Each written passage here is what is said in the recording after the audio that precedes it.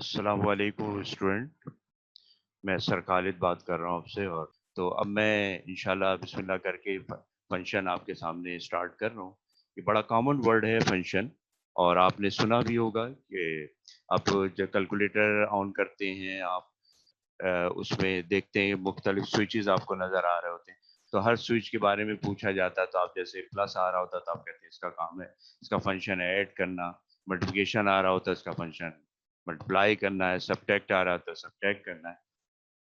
लेकिन इससे फंक्शन जो है वो वाज़ेह नहीं हो रहा, मीनिंग समझ में नहीं आ रही, जो कि समझ नहीं कि फंक्शन से क्या मुराद है। इसी तरीके से आपके पास बॉडी के अंदर डिफरेंट ऑर्गेनिजम्स हैं, फंक्शन है, लेकिन आपको पता नहीं कि फंक्शन से क्या मुराद है। तो इस बात को आज समझने की कोशिश की जाएगी कि फंक्शन से क्या मुराद है। तो एक ऑब्जर्वेशन करते हैं जिससे हमें फंक्शंस की को समझने के लिए क्या-क्या फैक्टर्स ज़रूरी हैं, वो समझ में आ जाएँगे हमें कि अब जैसे यहाँ पे मैंने, आप देख रहे होंगे प्लस साइन आपको नज़र आ रही है। तो अब जैसे मैंने 4 में 5 ऐड किया तो आंसर 9 आ रहा है। इसी तरह से 8 में 5 ऐड कर रहा हूँ तो आंसर 13 आ रहा है। अब इसमें आपने एक चीज़ नोट की होगी कि जैसे ये प्लस है, तो इसमें अगर मैंने जैसे ऊपर एक एक्टिविटी आपके सामने रखी है 7, अब इसमें 7 में मैं क्या ऐड करूँ कि आंसर क्या है? तो मेरा ख़्याल से कोई भी स्टूडेंट नहीं बता सकता कि क्या आएगा इसके अंदर, क्योंकि इसका मतलब ये हो गया कि इस फंक्शन को अप्लाई करने के लिए आपको 2 एलिमेंट चाहिए। एक बात कि अगर मैं आपको यहाँ एक एलिमेंट बता दूँ तो आप उसका बता देंगे कि इसको ऐड करके किया जाए। इसका मतलब है कि इसमें जितने भी फंक्शन इस्तेमाल हो रहे हैं, उन तमाम फंक्शंस के लिए 2 एलिमेंट्स का होना बहुत ज़रूरी है।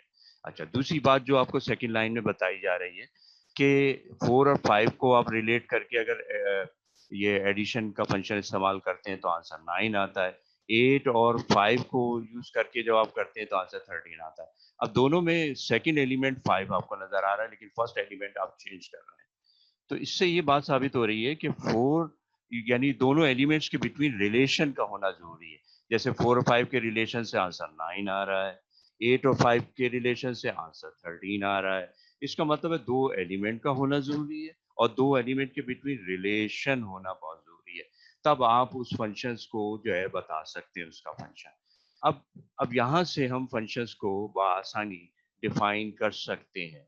अच्छा, अब क्योंकि यहाँ एलिमेंट की बात हो रही है तो आपको पता है कि सेट के अंदर एक से ज़्यादा एलिमेंट आप जो है यहाँ पे कंसीडर करके उसको ले सकते हैं। इसलिए हम यहाँ पे 2 सेट आपके सामने ले रहे हैं।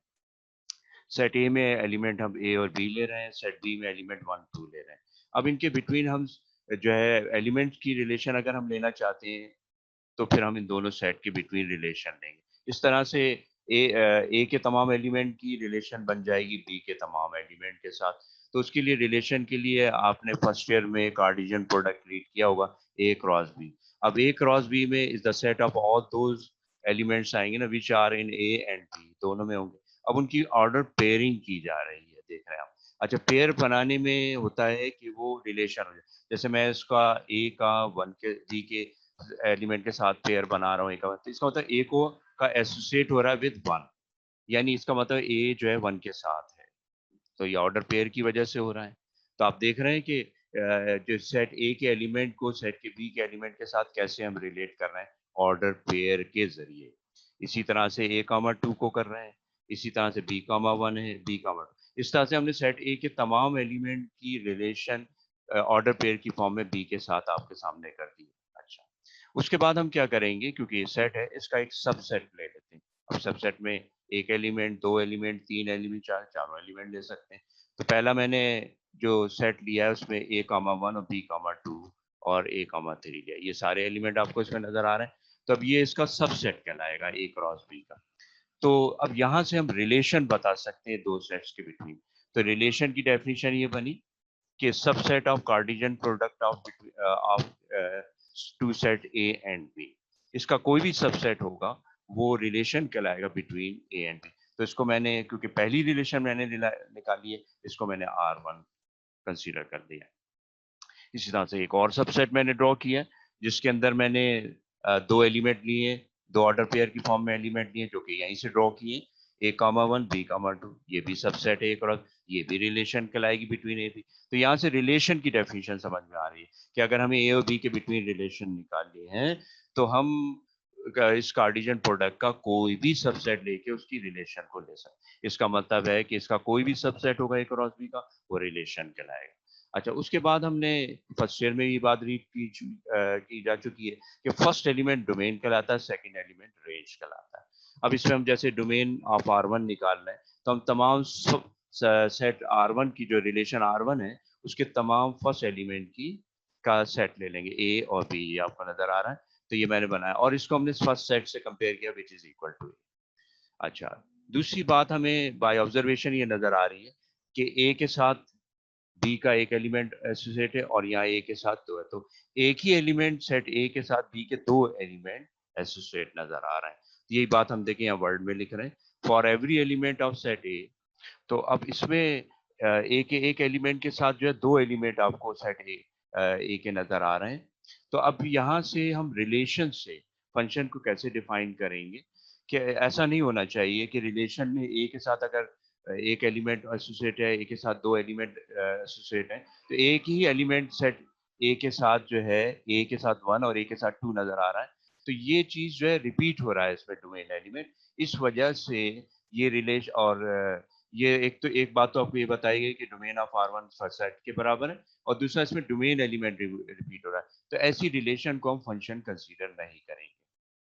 तो इसलिए R1 जो है वो फंक्शन नहीं है। अच्छा, अब दूसरी हम देखते हैं डोमेन ऑफ R2 चेक करते हैं, तो डोमेन ऑफ R2 में ए और बी आ रहा है, ये फर्स्ट सेट के बराबर है। इसमें डोमेन एलिमेंट अगर जैसे आपने देखा ए है, ए के साथ 1 है, अब ए के साथ कोई और एलिमेंट आपको सेट बी का नजर नहीं आ रहा। इसी तरह से बी के साथ अगर 2 है तो कोई और एलिमेंट जो है सेट बी का एलिमेंट नहीं है बी के साथ।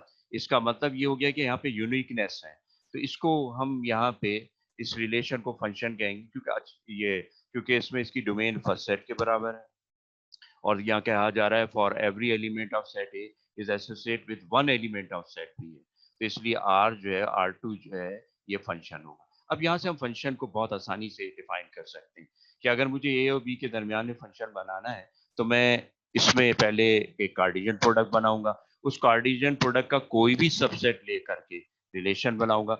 अब उस रिलेशन में दो कंडीशन सेटिस्फाई होनी चाहिए, एक तो उसकी डोमेन जो है वो फर्स्ट सेट के बराबर हो और उसके अंदर कोई भी डोमेन एलिमेंट रिपीट ना हो रहा हो, यानी रिपीट नहीं हो रहा का मतलब कि सेट ए के एलिमेंट के साथ एक ही एलिमेंट एसोसिएट हो बी का। तो देखिए यहाँ यही बात लिखी है, for every element of set A is associate with one element of set B, कि ए के एलिमेंट के साथ बी का एक ही एलिमेंट हमें नजर आ रहा है, ए के साथ कोई और एलिमेंट तुम्हें नजर नहीं आ रहा, तो इसलिए ये R2 जो है ये फंक्शन कराएगा फॉर्म ए टू बी।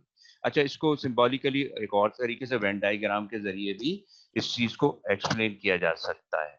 अगर आपको हमारी वीडियो पसंद आई है तो आप इसको लाइक करें और अपने दोस्तों से इसको शेयर करें और हमारे चैनल को सब्सक्राइब कीजिएगा। शुक्रिया।